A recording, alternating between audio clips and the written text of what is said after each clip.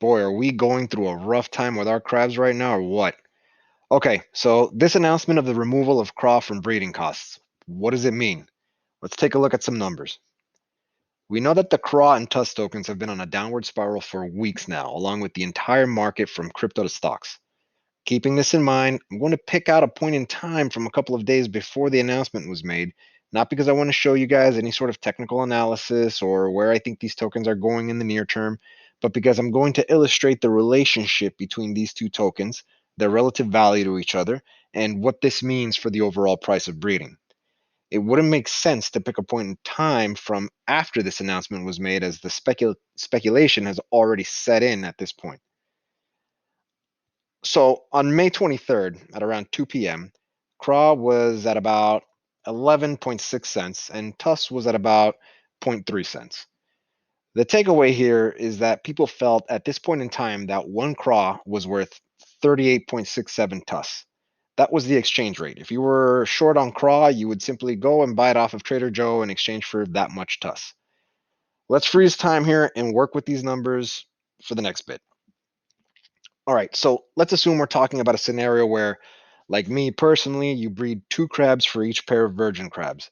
Some of you breeder chads out there will take very sought after traits and really squeeze additional profits out of each crab, making the third breed more viable. But for the most of us, breeding a pair of virgins twice still keeps us profitable in terms of TUS while growing our farms out. Okay, so this means each of your two baby crabs will cost you an average of 12,750 TUS along with 105 craw. As many of you will recall from my video explaining the removal of craw from the reward system, this would mean that our cost of breeding crabs would go up in TUS terms. You would have to sell about 4,060 TUS in exchange for that 105 craw, bringing our true breeding cost to an average of 16,810 TUS.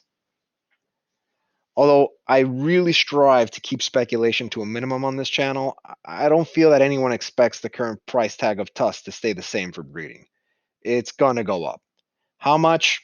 We don't know yet, but what you guys do know now is that the average price to breed two babies from a pair of virgin crabs goes above, if that price goes above 16,810 TUS, you can consider the overall cost of breeding to have gone up. Now, a very important note for everyone to take away: the 16,810 TUS number is it's a moving target. And I'm showing you this number using the May 23rd data from 2 p.m. So the future relationship between craw and tusk can vary widely. This is just a ratio that I want you to keep in mind when you're coming to the conclusion as to whether or not or how much the overall cost of breeding has gone up after the devs announce how they're going to slide up the amount of tusk that it's going to take to breed crabs. Now, a little bit of an editorial note: I'm not as enthusiastic on this change as I hear a lot of people are.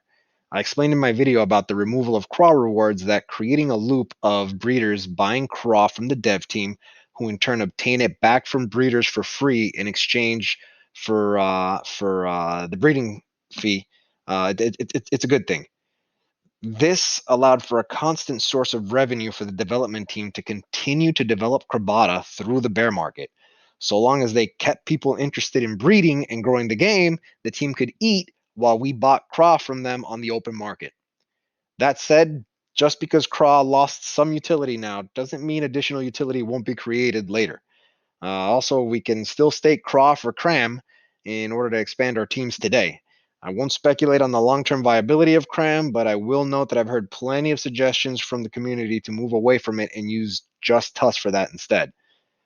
Lastly, I want to point out that the mention of moving to a material-based component when it comes to breeding is slated for version 3 of breeding, and we're still considered to be in version 1. Regardless of this, remember from my previous video that as of today, each material is worth 10.2 TUS. So if we move towards an economy where we can trade materials, food, and possibly some sort of crab hanky-panky potion in order to breed, it'll all essentially still be just trading of TUS, but with more steps in between, unless an added level of complexity is introduced in how these materials are actually obtained. So thanks for making it through this video. Please remember that this is a new channel where I try to maximize the data analysis while getting Krabata's name out there to new potential users. If you got value from this video, your hitting that like and subscribe button really will help get the word out on Krabata to new people and help to continue to build this currently small channel up as well. Snip, snip.